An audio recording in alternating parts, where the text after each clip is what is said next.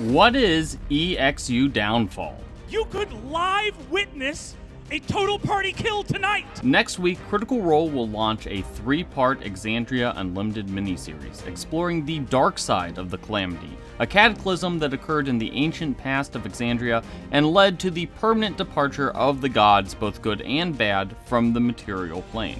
Now, according to Ludinus, the central antagonist of Critical Role's current campaign, the prime deities, the so-called good pantheon of Exandria, somehow triggered the fall of the city of Aeor, and is one of the root causes for his desire to turn Predathos, which is a god-eating entity, upon the gods themselves. So, what exactly was the Calamity? Well, it was a war between gods that reshaped Exandria as a whole. It destroyed entire continents, it created these great deserts and blights, and it led to the deaths of approximately 2/3 of all of Exandria's mortals. The Calamity also wiped out all of Exandrian civilization save for Vasselheim.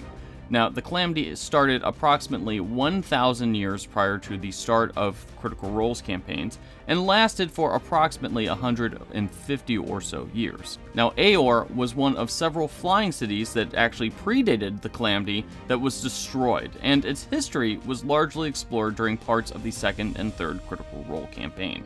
Now, interestingly, we already knew that the prime deities were involved in the destruction of Aeor. The Aeorians created the Factorum Malleus, an arcane device that was powerful enough to kill the gods.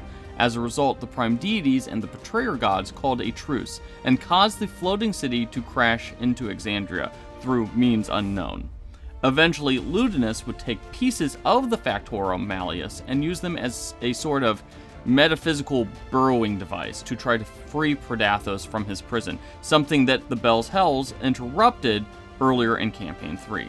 The Factorum Malleus became the Malleus Keys, and that has at least partially pierced through the metaphysical prison, keeping Predathos in check.